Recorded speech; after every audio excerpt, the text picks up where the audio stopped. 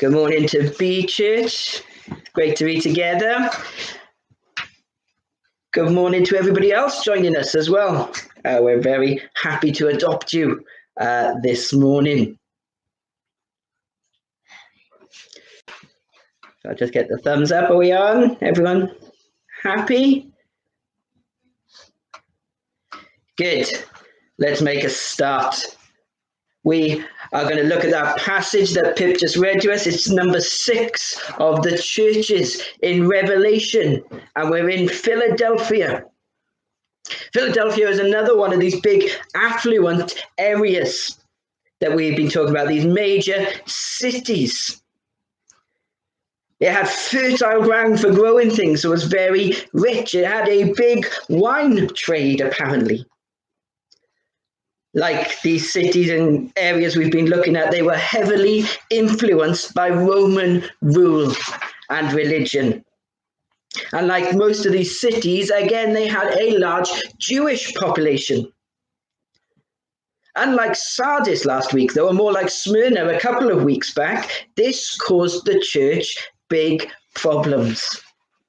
It was a church that was marginalized, a church that was suffering. It seems the suffering that had led to Polycarp's martyrdom over in Smyrna was felt here too. This church was hard pressed on both sides. And like in Smyrna, Jesus has no condemnation for this church. Like we said at Smyrna, that's not because they're the perfect church, but because they are hard pressed and struggling. They're described as having little power, little influence. They are physically poor, mocked and rejected by society, struggling day to day, let alone facing ongoing persecution. And Jesus comes to them. He comes to pick them up, to encourage them, to tell them to keep going. Look at how Jesus Christ is described in these passages. The Holy One, the True One. Would this have been an encouragement to the church? I think it would have. God is holy. We've just sang, God is holy, separate, completely pure and perfect in every way. And often we think of this in the negative because we're not holy. And we'll get to that bit. But the fact that God is holy is a reason for us to love him and worship him. In Isaiah chapter 6, Isaiah sees a vision of God, a picture of him on his throne and all the angels worshiping him. And what do they say? Holy, holy, holy is the Lord of hosts. The whole earth is filled with his glory. It's a wonderful picture of the sovereign, eternal reign of God. The train of his robe fills the temple. It's a picture of extravagance, of an overwhelming never-endingness, the fullness of God's presence as it fills the temple. Unlike anything we could imagine. And it's God. And the angels worship him for his holiness, his complete difference to us, his perfection and his purity. The Holy One and the True One, not one who tells the truth, but is truth himself. Do people want truth in life? The boys and I have been doing a bit of philosophy this week, and that's one of the questions we've asked. Do people want truth? What if there was a machine that you could plug into and only experience positive experiences? Would people want that, even if they knew it wasn't true? It's like in those movies, I won't say their name in case I get kicked off here, but where people are plugged into an augmented reality. And it asks the question, is ignorance bliss, or do you want to know the truth? Would you take, let's call it the ruby capsule or the sapphire tablet? Would you want to know the truth? And the answer through the ages is yes. People do want to know the truth. And here is the true one, Jesus Christ. And this is an encouragement to this church who have been lied to and lied about, who have been marginalized and persecuted in the name of power, in the name of religion, and in the name of nationalism. The one who comes to them is true, is truth himself, is holy, is completely different to everyone around them, who is pure and perfect and worthy for them to stand for. And it should be an encouragement to us too, in strange and uncertain times, in times when we hear conflicting truths. The one who holds us and holds the future is the true one. He is holy. He is unlike anyone else we could ever meet or imagine. He's not influenced by power, by reputation. He's not in it for self-gain. He is holy and true, and therefore he is worthy of our trust at this time. But he is also worthy of our worship. Of course, there is that negative side of the holiness of God that we talked about for the church in Philadelphia and for us, that God is holy and we are not. God is pure and perfect, and they and we are sinful. Then how can we come before this wonderful, holy God? It is a problem. Or it would be a problem if it wasn't for the other description of Jesus Christ. He is also the one who has the key of David. This imagery is lifted directly from Isaiah chapter 22. You can go and look there yourself later. But basically here God is talking to the office of key bearer to the city or household of David, to the one who has the decision who comes in or not. And here Jesus is the one who holds the key, not to the household, but to the kingdom, because of his sacrifice, his death and his resurrection, because he has made peace between us and God, because he took my sin upon himself, and he now presents me before the Father as spotless. Because he opened the way to the Father, and what he opens, no one will shut. Jesus is the holy, true one, but he is also the one who has made a way for us to come, and he is the one who secures our eternal future. And this is a blessing to the church in Philadelphia, but a blessing to the church today too. So what is Jesus' message to this church and to us this morning? Firstly, he has put an open door in front of them.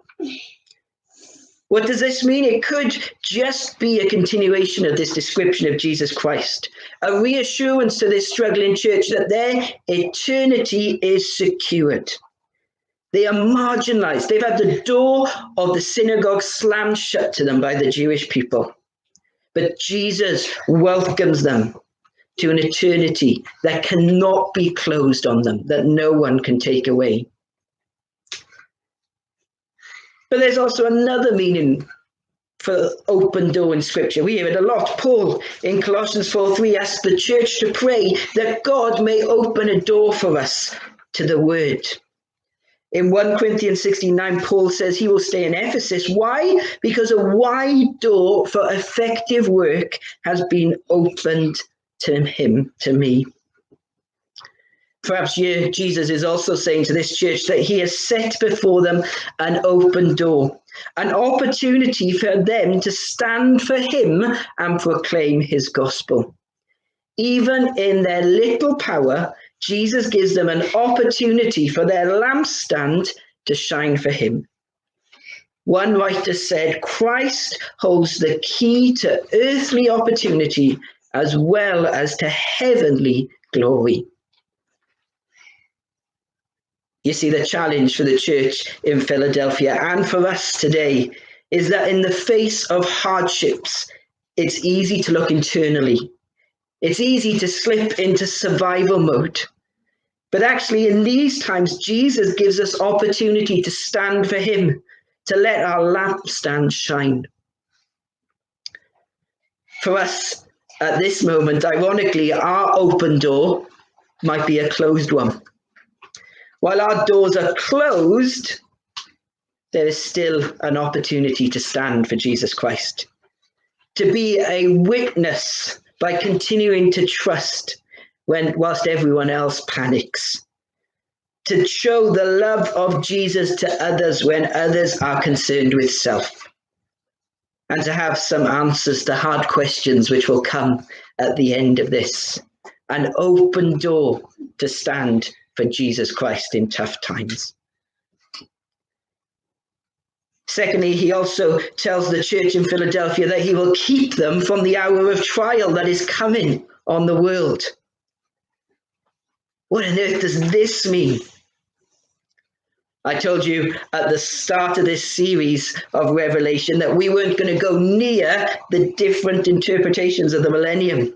We will have to in future series in Revelation, but I said in this one we were going to stay clear. But obviously a verse like this will be key for those who hold to a belief that God will remove his people from suffering in a rapture experience, from a elongated time of trial. For those who don't hold this view, they say that this verse talks about God's provision for his people during these times of trial and hardship. So is it that they will be kept from undergoing trial, or will God keep them right through the trial? Well, you won't get me to commit today on that one. All I will say is that the Greek text allows for both interpretations, and so does our knowledge of God. We thought 2 weeks ago that in Israel's history, there were times when God prevented his people from suffering. Like in Egypt, when all was going on around the Israelites, God kept them from the suffering. But there was also time in their history when God kept them through the suffering, through the wilderness, through the trials.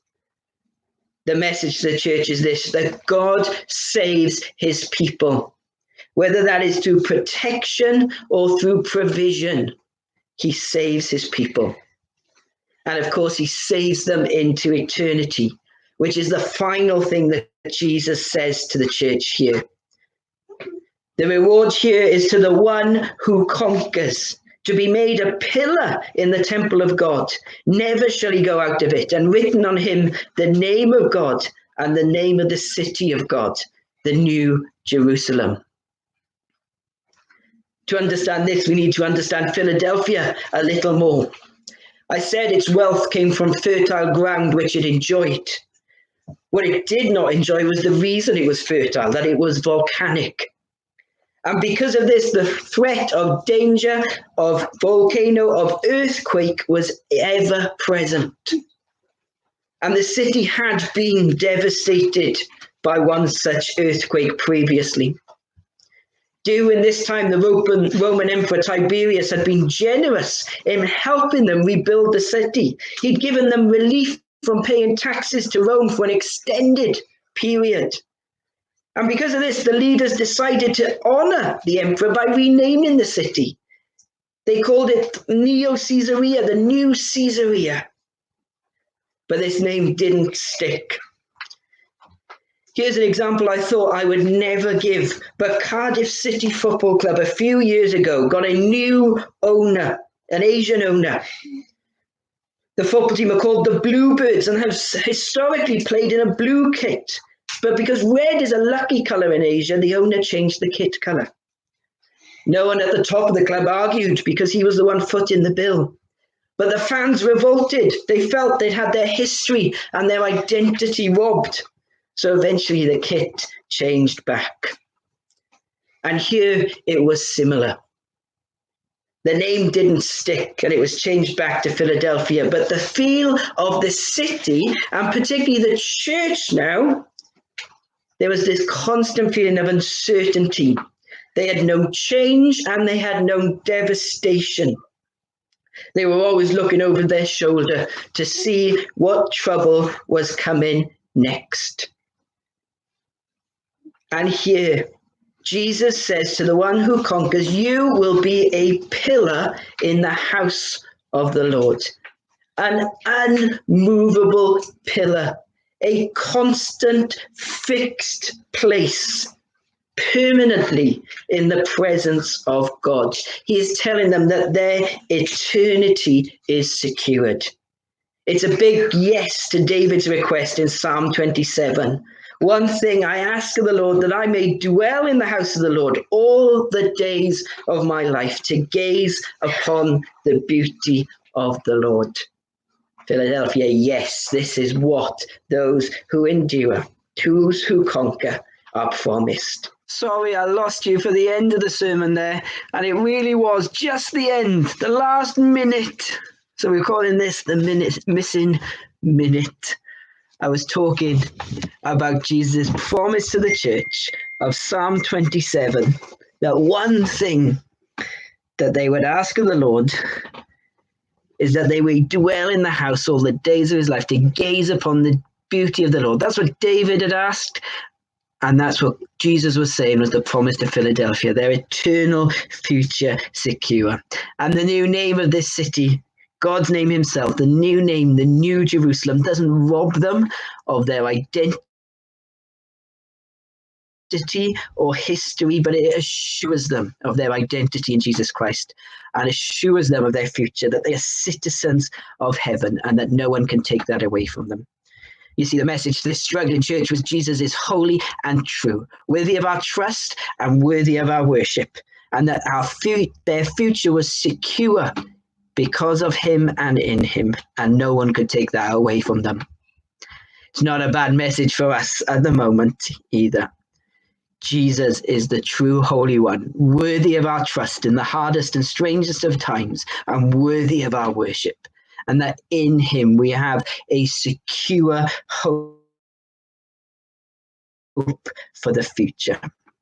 So who has an ear, let him hear what the Spirit says to the churches. Let me pray for us, and then I wish you well for the rest of your Sunday. Our Heavenly Father, thank you that we can speak together in conversations over line. Thank you that we can still come to your word. And thank you for your message to this church, that you are true and holy, trustworthy and worthy of worship, and that you have secured their eternal future. And we thank you that that is true of us today, that in these strange, uncertain, difficult times, that you are worthy of our trust and worthy of our worship. And we thank you that we are citizens of heaven, that no one can take that away from us. We praise your name. Keep us focused on you, guard our hearts, and help us glorify you as we be church together at this time now. Amen.